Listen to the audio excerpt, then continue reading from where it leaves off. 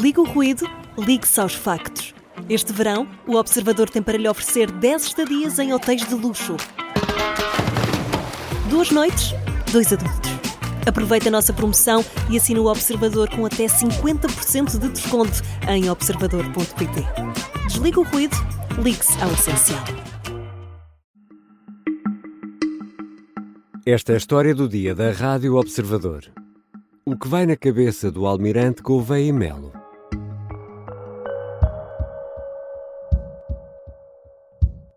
A minha decisão é avançar com a minha candidatura à presidência da República. Ela será anunciada formalmente no dia 29 de maio. A 14 de maio, o almirante Gouveia e Melo confirmava o que há muito se suspeitava. Em declarações à Renascença, assumia que é candidato à presidência da República. A apresentação formal da candidatura está agendada para esta tarde em Lisboa, na Gar Marítima de Alcântara, e o discurso deverá apanhar em cheio a abertura dos telejornais. Mas, afinal, o que pensa Gouveia e Melo sobre a política e os políticos? É sobre isto que vou conversar com o editor de política do Observador, Rui Pedro Antunes. Eu sou o Ricardo Conceição e esta é a história do dia, de quinta-feira, 29 de maio.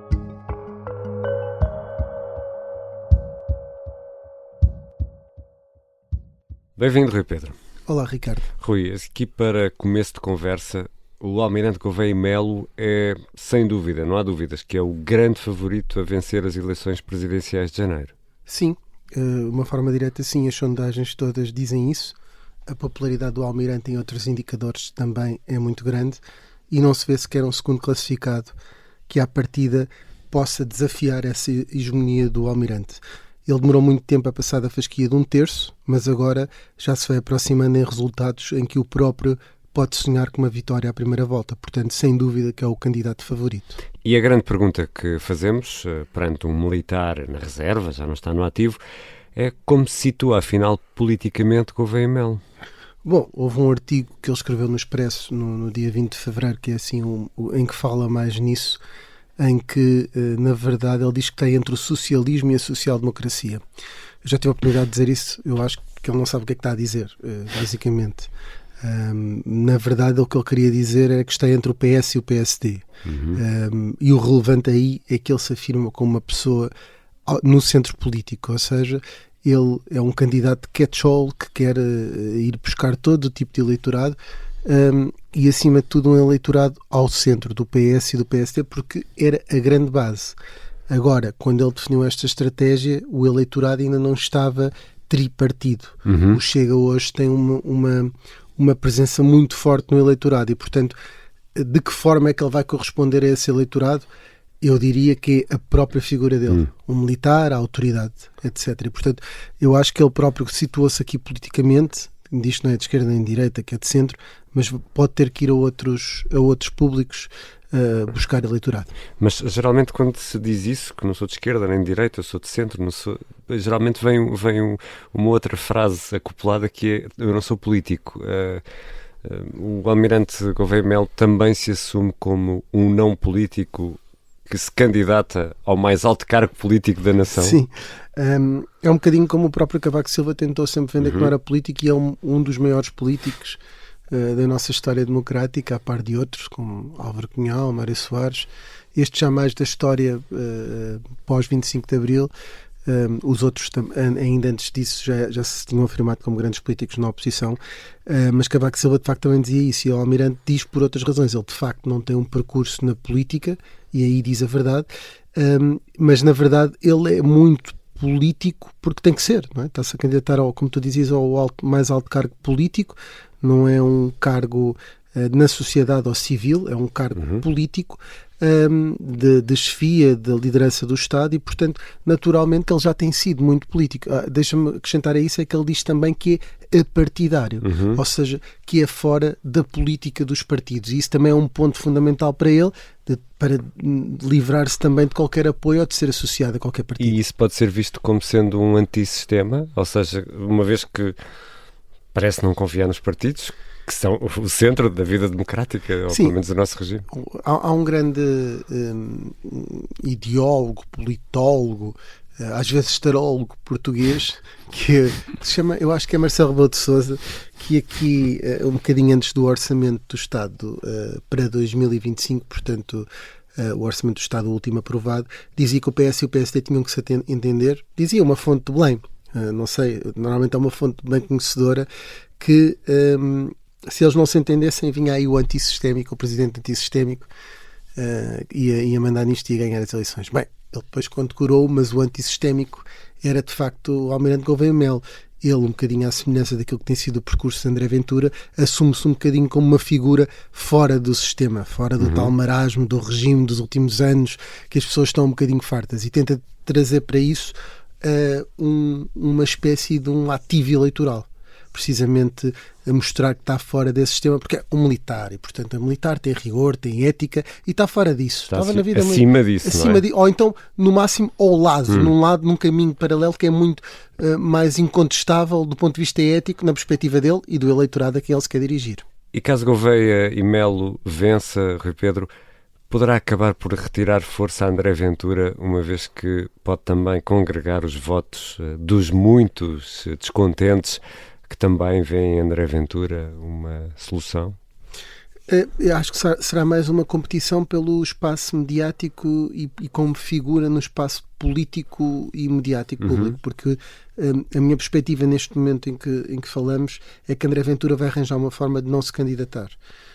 Vai-se focar cada vez mais em tentar se afirmar como um candidato a primeiro-ministro e pode até ter um outro candidato sem expressão, tenha menos votos próprio do Chega, se o Almirante começar a enviar muitos recados ao Chega, mas provavelmente André Ventura não avançará para esta candidatura presidencial, tendo em conta aquilo que são os resultados das legislativas. Agora, como figura de referência antissistémica para os portugueses, com este é que os vai meter na ordem, aí há concorrência direta entre André Ventura e ao Almirante Gouveia Melo. O Miguel Pinheiro dizia precisamente isso na quarta-feira de manhã no Bom Mau e o Vilão, e eu concordo com essa análise, que são duas figuras a disputar essa autoridade antissistémica. Já voltamos à conversa com Rui Pedro Antunes, editor de política do Observador. O que fará Gouveia e Melo, por exemplo, se uma proposta de orçamento do Estado chumbar no Parlamento?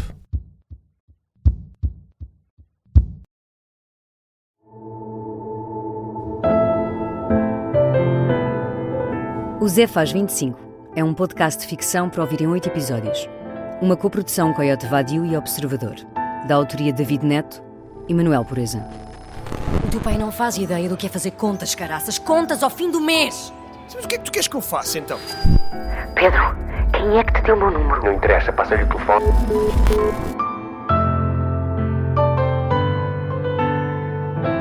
Com as vozes de Tiago Teotónio Pereira, Paulo Calatré, Beatriz Godinho e a minha, Sara Matos.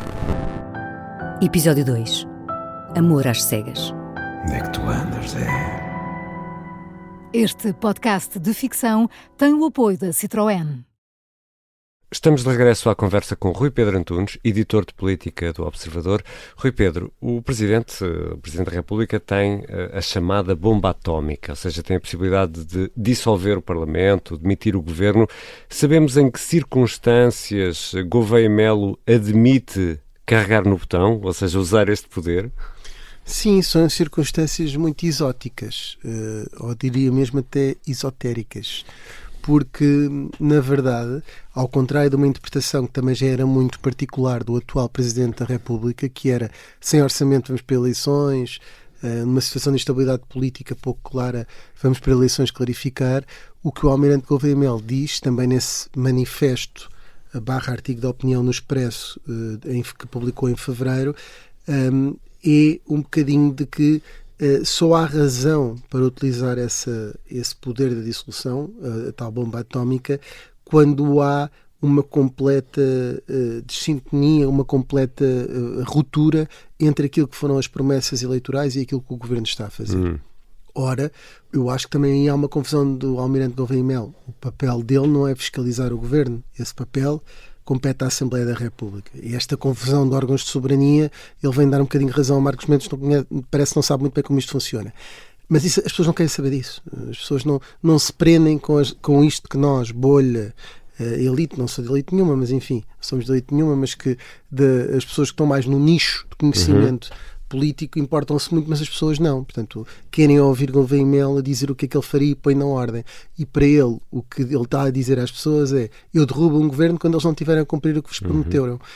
Não sei depois com que base é que vai fazer isso, se por estar em causa o regular funcionamento das instituições, que interpretação constitucional é que vai fazer se isso um dia acontecer, mas a mim parece-me o contrário. Eu vejo na declaração dele a ideia de que o governo é para manter mesmo que não haja orçamento. Mesmo que o orçamento chumbe, é isso? Sim, ou seja, ao contrário de Marcelo Rebelo de Sousa, o facto de ficarmos em duodécimos não é uma condição à partida, com base no que disse até agora, para Gouveia Melo exercer esse poder. Isso é uma garantia de longevidade para o governo que vai tomar posse agora. Mas mais do que uma garantia de longevidade, e eu acho que aí, apesar de parecer uma coisa meio naif de quem não conhece o sistema político, também lhe dá uma maior discricionariedade, porque a partir do momento em que é subjetivo, o futuro presidente, fosse o Almirante Gouveia Melo está a dizer, é: quando eu achar que este governo não está a fazer aquilo que prometeu, eu vou derrubá-lo. E isso é de um grau de subjetividade completamente diferente. Não há orçamento, derrubo. Foi aprovada uma moção de censura ao governo, derrubo. Foi chumbada uma moção de confiança, derrubo. Isso é mais objetivo. O critério de Marcelo pode ser questionável, mas é objetivo. O critério de Gouveia Melo é subjetivo. O que lhe dá, se ele o aplicar, um maior poder, mas também sugere uma maior estabilidade aparente e que não vai abaixo só porque não há orçamento. E sendo o Almirante Gouveia Melo um militar, estando a Europa e o mundo a viver tempos muito, muito incertos, para ser simpático, o Almirante Gouveia Melo defende um aumento no investimento em defesa, é isso que está a ser discutido, e já estamos a falar de percentagens bem acima dos 2% e dos 3% e dos 4%. E já agora se defende de onde é que veio o dinheiro?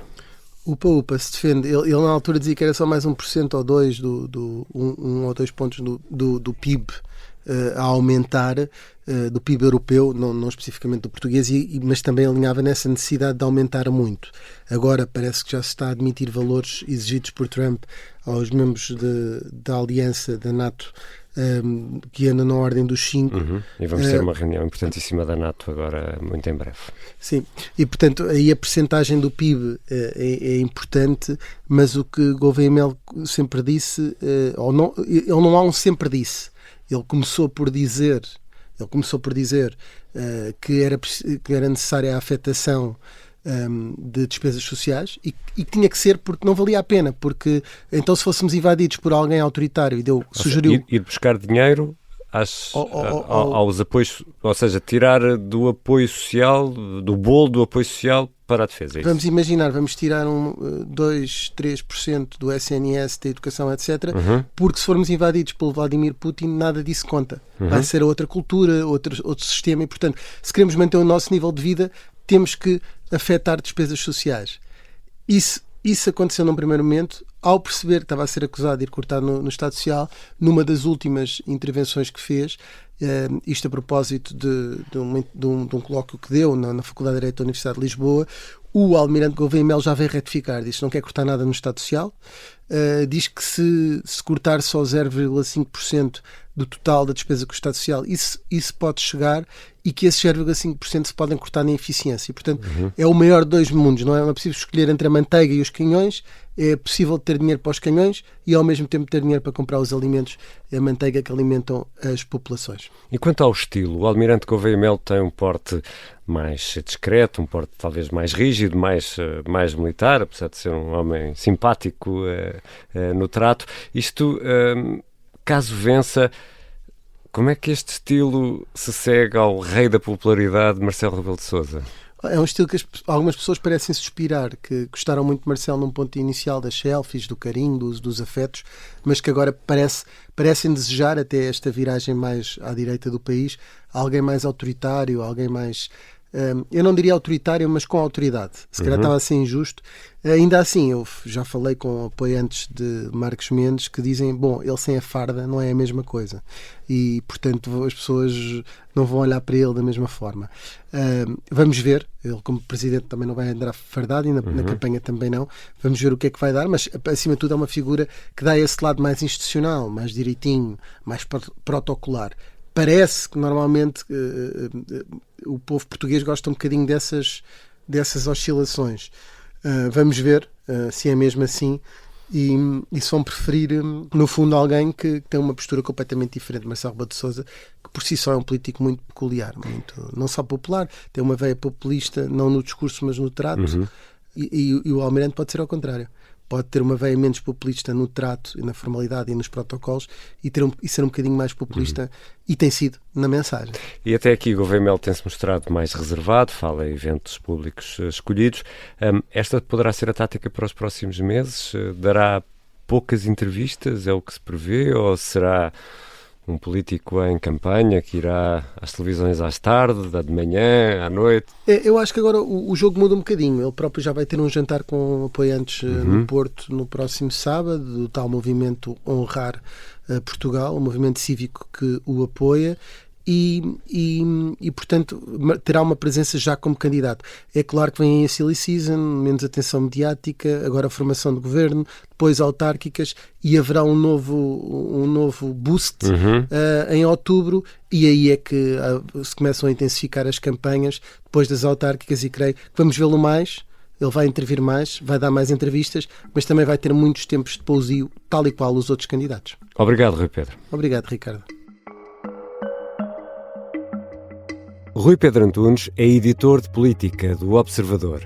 Ficam ainda 3 notas para esta quinta-feira. Além da apresentação pública da candidatura de Gouveia e Melo à presidência da República, e com os votos já todos contados, Marcelo Rebelo de Sousa deverá hoje voltar a ouvir PSD, Chega e PS, e ao final do dia poderá mesmo indigitar o primeiro-ministro, que deverá ser Luís Montenegro.